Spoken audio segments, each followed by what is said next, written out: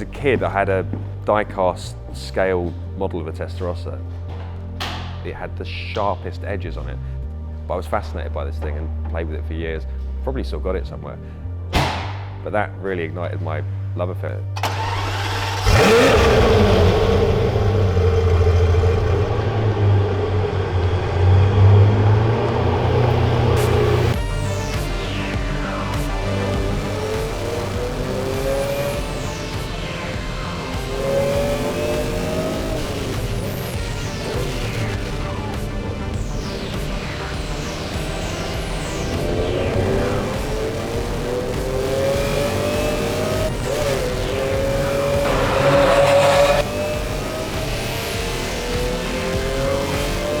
Without gushing too much, I still can't quite believe it's mine.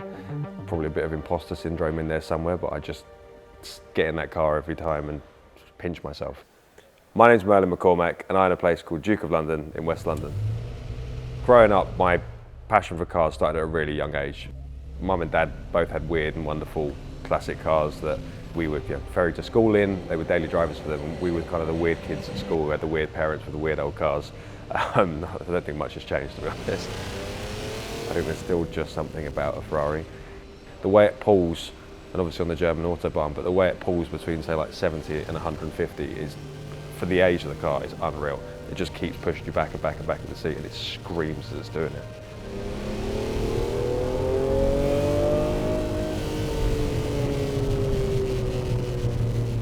I've been lucky enough to own a lot of cars over the years, but this thing is the one that I get in now, and I practically daily drive it. And I get it in the mornings, and I look down and I think, I'm so lucky to be sat in this thing. It's a real achievement for me. There's better cars out there, but that's the one that I get in, and it makes me smile.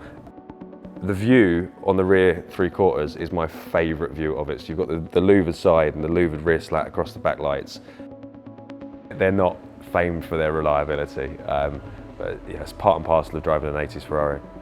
I'll keep the car for as long as I can afford to, before it cripples me.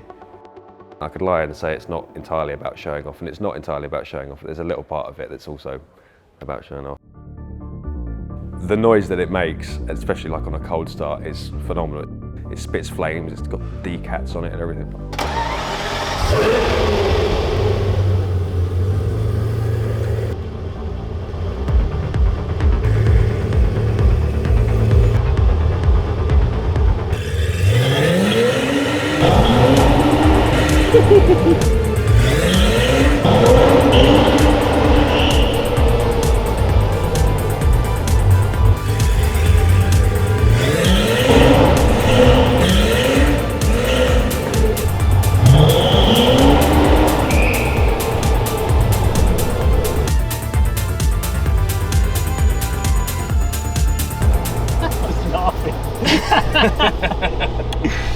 That was wicked, yeah.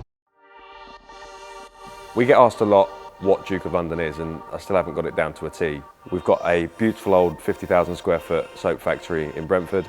The shell of the business exists around the showroom that we're sat in here and the cars that we sell. And so much happens here, and the space is so diverse, and we host a lot of different things here. One of the most humbling things about the classic car scene for me is just how inclusive it is. It doesn't matter whether you're in £1 million car or a £5 first car, everyone's so kind.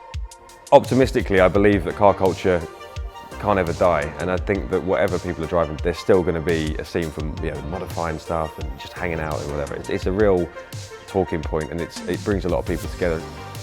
In terms of the sustainability of the car culture and the cars themselves, it's a given that something's got to change from an ecological standpoint. I'm just not convinced that electric is the way forward.